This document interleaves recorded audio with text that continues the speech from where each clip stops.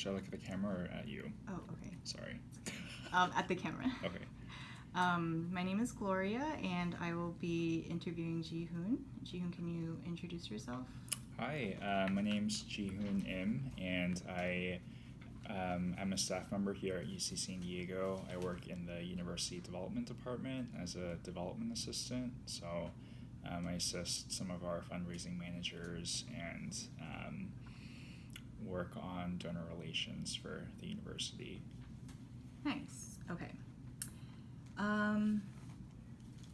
Where did you go to college, and did you finish all 4 years, or did you transfer? I went to UC Davis, and I did finish all 4 years there. Although I guess I took some time off.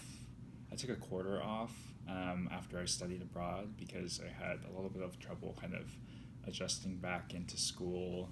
And then my quarter that I returned, I did some time part-time.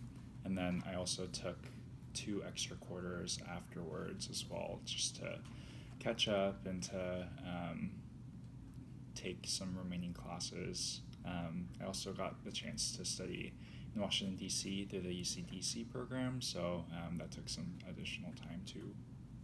Okay, cool. And the reason why I ask you about where you went to college and all that is because it's going to lead into the next question. So, in your opinion, what is a non-traditional student identity to you? I guess non-traditional student, someone who hasn't taken the traditional route of just straight after college or straight after high school, going right into college and completing their time there in just the normal 4 to 5 years, which I think I kind of fall into the traditional student category, more or less. But yeah, I think people can be at different stages in their lives, and realistically, I think it's unrealistic to expect someone to know exactly, what they want to do and what they want to study and major in, and make that kind of big decision without some more life experience. And so I feel like non-traditional students are kind of becoming more and more the norm, which I think is actually beneficial to society. That's crazy. I'm sorry, I'm saying it's crazy because that was another question. And do you think it's becoming the new norm? Yeah. So yes, you do. Totally. And I think it's good because, like I said, it's kind of difficult to expect someone straight out of high school, to have the kind of perspective necessary to make a decision what to study and that which informs a lot of your life after college. So would you recognize yourself, like you said, as a traditional student then? I do, yeah. Mm-hmm. But the more I think, so I'm only 3 years graduated from college, and the more I think about it and the more time that I've had to work and just to experience things outside of school, I think the more I do wish that I had maybe taken a gap year at least between high school and college, or taken some time to really think about what exactly I wanted to study, because it's like a very different experience working and doing the day in day out kind of work. Okay, so that kind of leads to my next question too. So if you had the choice to go the non-traditional route, Mm-hmm. or stick with the 4-year traditional route or whatever, what would you have chosen?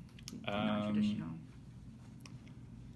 I don't know. There are kind of pros and cons to both. Like I said, the non-traditional route, I feel like it would be really beneficial just to have had some more perspective before choosing to study what I studied. At the same time, I can't say that I didn't enjoy my traditional college experience, as well as the past 3 years working and trying out different positions in different organizations.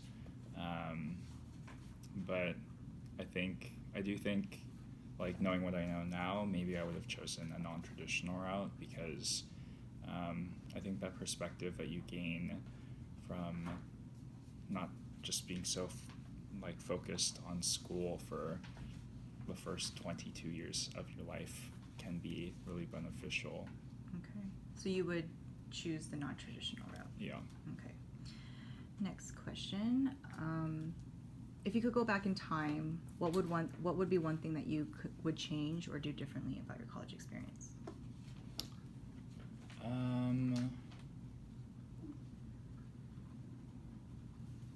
I think maybe taken kind of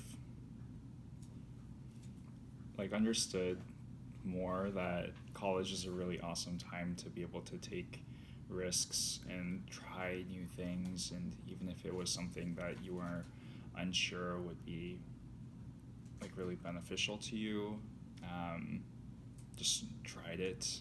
Beneficial as in like checking off different graduation requirements just for the sake of trying to graduate on time. I wish I had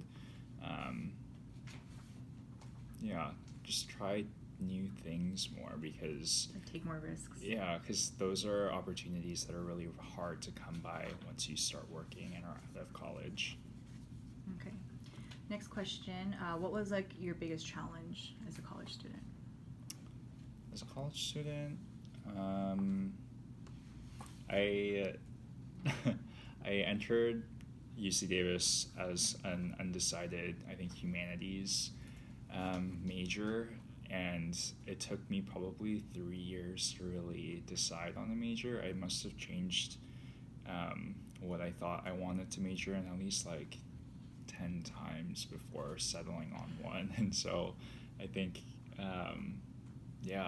that was really hard to just know what I wanted to do and choose. Yeah, and like I think like I speak so much about perspective because I don't think it really hit me until I was like a junior in college, when I realized like, oh, like I actually have to work after, and like maybe like college is kind of training you to become like somewhat of an expert, or somewhat of, someone who knows something about something, so that you can actually apply it in work ideally. And I know a lot of people don't end up doing something related to what they studied, but that kind of hit me a little bit later. And like had I had that kind of perspective, I feel like it kind of would have helped me to make a decision faster on my major, or at least not to have just been so lost. I understand. Okay. And we're going to take one more trip down memory lane. Back when you were a college student at UC Davis, what would you say was your typical day in life as a college student? Typical day, I don't know. I would bike to class in the morning, and then like go to class. We had like this large coffee shop in the center of campus, so I would go there, eat breakfast or lunch, see some of my friends, maybe study there, and then if I didn't have any more class, I would usually have work scheduled after, and so I would go to work, and then go back home, and then study after like grabbing something to eat for dinner, and then just starting that all over again. Nice.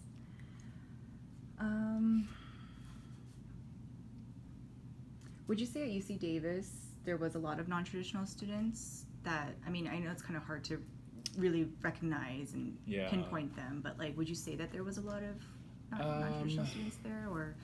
I'm not sure. I had a friend who I think she went to community college, took like 3 or so years off, and then transferred to UC Davis.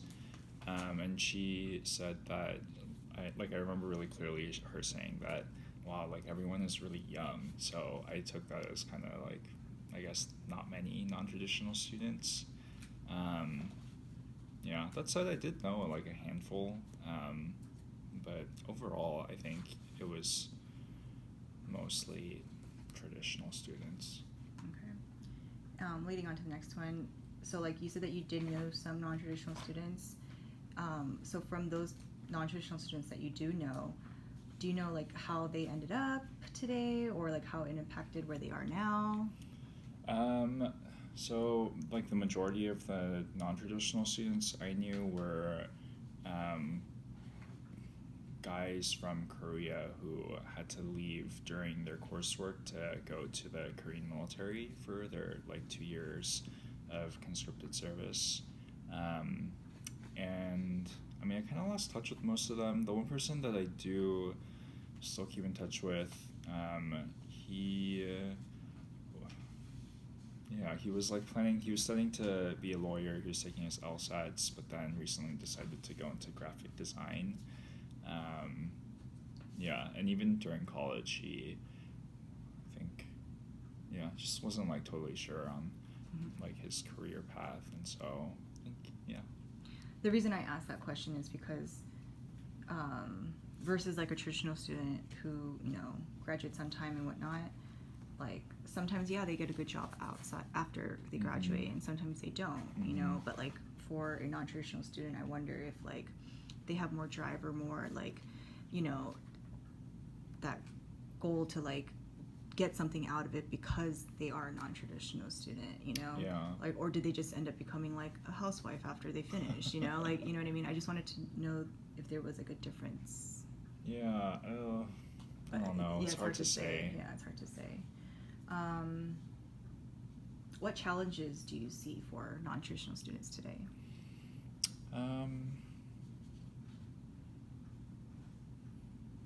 So I've moved around quite a bit during, like after college, and one thing that's challenging about that has been kind of being able to root yourself down and find a good community of friends, and also just being like getting used to a new city, things like that. And so I think for most non-traditional students,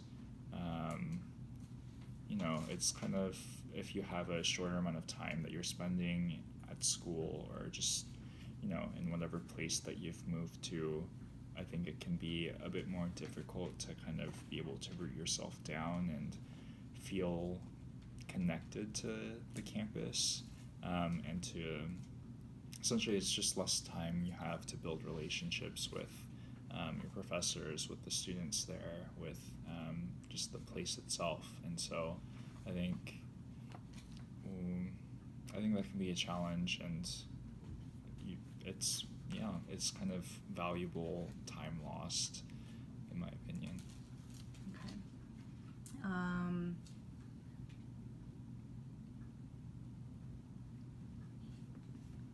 Sorry. Do you predict that there will be more non-traditional students to come, or do you think that it will decrease or stay the same, or? I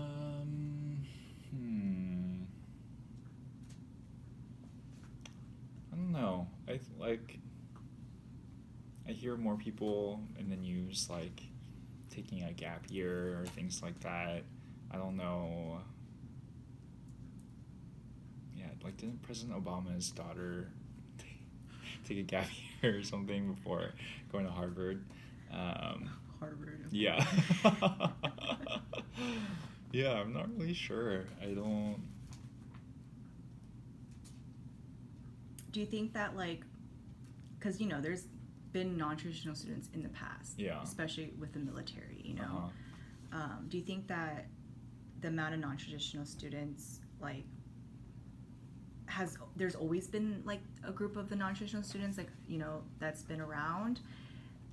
Or, like, do you think that now it's, like, increasing? Or do you think, like, it's always been like that, but we just never really noticed it, but now there's just more visibility to it? Or, like, do you think it's, like, because I know you said earlier it's, like, the new norm, so, like, it's obviously some sort of, like, a growing trend. But yeah.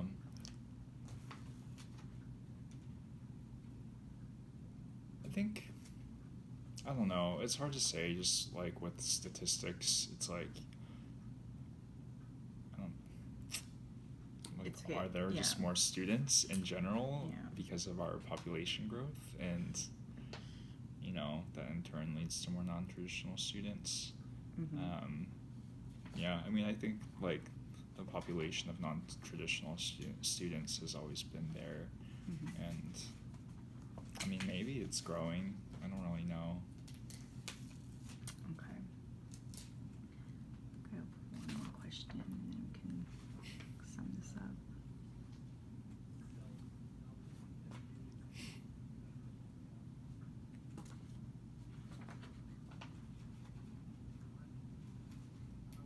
What advice would you give a non-traditional student today?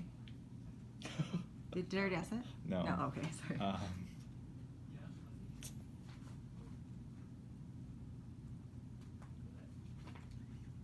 mean, I think people, like, it's easy to get discouraged if you're kind of like the odd person in like a wider group. And so I feel like the perspective of non-traditional students, or just anyone who with just kind of a different background, is really valuable. And I think that's something that's, you know, really needed, especially like in our society today. And on like a very individual level, just yeah, don't get discouraged because you're different. Mm-hmm. It's like, I think, really a valuable thing to have a different perspective. Okay, cool. I think that's all the questions that I have. Thank you so much for your time. This was very helpful. You're welcome. All right.